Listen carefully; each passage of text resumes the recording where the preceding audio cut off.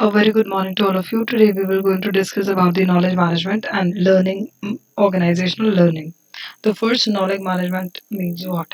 Knowledge management is essentially about getting the right knowledge to the right person at the right time. This is itself may not seem so complex, but it implies a strong tie to the corporate strategy, understanding of where and in what forms the knowledge exists, creating the process that span the organizational functions and ensuring that the initiatives are expected and supported by the organizational members. Now, implementing the knowledge management thus has these several dimensions, including the first one is a strategy.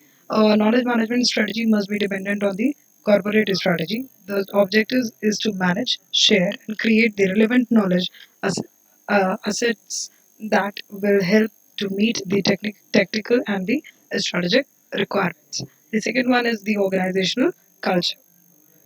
The organizational culture influences the way the people interact, the context within which the knowledge is created, the resistance they will have towards the certain changes, and ultimately the way they share the knowledge. The third one is the organizational process.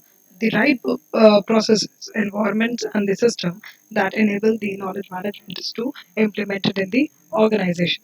The fourth one is the management and the leadership. Knowledge management requires the competent and the experienced leadership at all the levels. There are the wide variety of the knowledge management related roles that an organization may or may not needed to implement, including the CKO, the knowledge managers, and knowledge brokers, and so on. The next one is technology, the system, tools, and technologies that fits the organization's requirement, properly designed and implemented.